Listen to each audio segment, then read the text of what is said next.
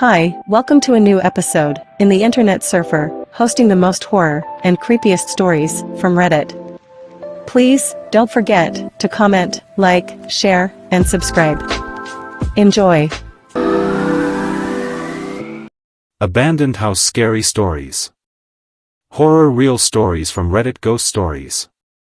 About 8-ish years ago, I lived in a town in the mountains that had a lot of vacant and abandoned houses. I had gone into 2 of them. The first one I went into honestly scared me. It was off a stone road with a few other houses scattered down the road. My boyfriend at the time and I drove there, even though it was less than a mile from where we lived. It had shown a lot, and there was probably a good 8 inches of snow on that lot. The house was set back from the road and had a long driveway. The first weird thing was there were appliances, stoves/washers/dryers/refrigerators, just lining the driveway on either side. The house itself was a big house and a split level, front door when you go in you can go up the few steps to the main area or down the few steps to the bottom level. There were no steps to get through the front door, so we went to the side. The door was already kicked in and snow was blowing inside. The house was completely gutted. We went in and there were those really tall Jesus candles you can get from like the dollar store lining the hallway on both sides. Had to be close to 100 in total, and went up the stairs to the front door. Continued up the other steps and stopped in front of a door a little to the right of the kitchen, which was at the top of the steps. There was heavy plastic, like layers it was thick, acting as a door so we couldn't see in the room. We decided to go check it out, so we pushed the plastic aside to go in. The room was small and there was a small folding table set up in the middle of the room with 1 chair, 1 plate on the table, 1 fork, 1 spoon, and 1 cup knocked over. The room's air felt very heavy, as if whoever was there, or their last, was very depressed and sad and maybe even took their life there, but no signs of that. There was no other furniture in the room. There was closet door that was ajar, but we heard a noise come from behind it. Thinking it was an animal or something, we opened the door, and there was a black top hat on a hook and nothing else. I started to get anxiety really bad, and the heaviness of the air was getting to me. We walked out of the room through the heavy plastic, and I stopped at the top of the steps as my ex wanted to go down the hall, but I was getting too creeped out. I told him to hurry up. He was maybe 10 steps down the hall when the plastic from the doorway flew open, and I felt this big, forceful rush of air go past me and down the steps. It almost knocked me over. My ex heard the plastic move and ran toward me, pretty much picked me up. I'm not a skinny person, and we ran down the steps and out the door back to my car. It was terrifying. That plastic could not have moved on its own. The other house I was in was not scary at all. It was almost comforting. This small house had been vacant for a long time and the roof was collapsing in. We went in through the front door, and it was like whoever once lived there just left one day and never came back. I'm assuming it was an elderly person who died, and no one came to empty the house. Everything was still there. The medicine in the bathroom that expired in 1994. Dishes were on a drying rack next to sink. Wallet with ID. Dentures, just everything. It was sad. We checked out the home and found tons of cool stuff, especially an old WW1 or WW2 uniform, an old sewing machine, record player with tons of records, and this old parchment paper book of records dating back to the 1890s with railroad information and costs of materials and letters between family and friends and business transactions. It was super cool to see that. We didn't take anything, but it was neat to feel like we stepped back in time. I moved out of that area and a couple of years ago went to drive by that house, but it's not there anymore. One of my favorite hobbies is photography. So, one day, while visiting Virginia for a job I was working at the time, my friend and I decided to go look for some abandoned places to take photographs of since Halloween was just around the corner. So, after some driving around and some quick phone research, we find this 1950s-era abandoned insane asylum. We couldn't find a way in, and all the door entrances were locked, boarded off and guarded by cameras. Finally, we found an old, busted window that led to what once was the kitchen. After some quick thinking we found an old chair and hopped in. The place was super dark, wet, and cold, and as soon I set foot down I got the chill down my spine as if something was there or somebody or something was watching me. My friend, who was a lot less shaken, wanted to go look around. I started snapping pics of things that were broken or flipped over. My friend walks down a hallway with the words, "All who enter die," written on the wall. I did not follow, but between being spooked and taking the pics, I just wasn't ready to take that step yet. It wasn't 30 seconds later my friend comes speeding back in the room looking frightened but trying to keep himself calm and said, "All right. I've seen enough, let's go." Now. I said, "What happened?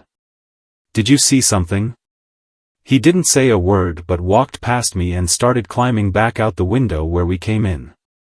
I was close to the hallway, and I guess my nature curiosity kicked in, so I leaned over and peeked down the hallway.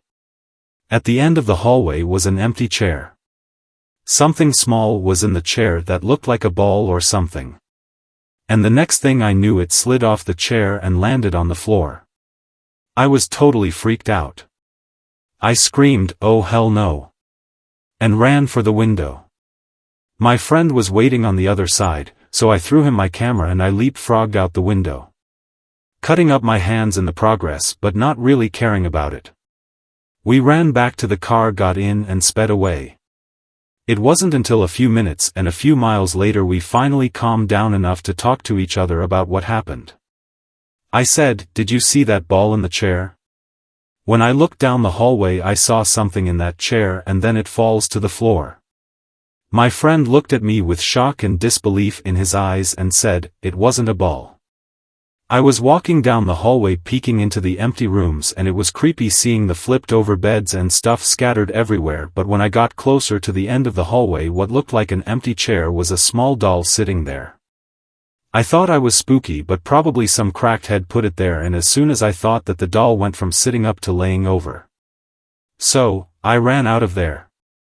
I thought I might have overreacted and maybe it was a breeze or something that knocked it over, but once you said it got knocked to the ground I knew it could have been a breeze, and that totally freaked me out. So yes, I know it doesn't sound very scary, but you had to have been there. With the combination of cold and chills and how quiet and secluded it was, just made a perfect condition, so be scared more than I ever have before. My ex-husband and I used to love going into old, abandoned houses years ago. There was a beautiful old 2-story brick home about a mile from where we lived. The grass and trees were so grown and tall it was hard even getting to the house. My ex managed to get a window open and we climbed through it. It was like a time capsule. Genuinely nice and expensive furniture and stuff everywhere. Furniture was covered with really dusty sheets. Everything looked high quality and expensive. Even the wallpaper was rich. It was creepy how it seemed like they walked away from all of it in the 1950s or 60s. The kitchen was upstairs, which was odd. But we ventured up there, and there was a huge arch opening into a gentleman's type man cave. Again, lots of expensive furniture and stuff. I stood in the archway while my ex rummaged through stuff. Off to the side of the arch was a huge mirror leaning against the wall. I used it to check my hair for spiderwebs.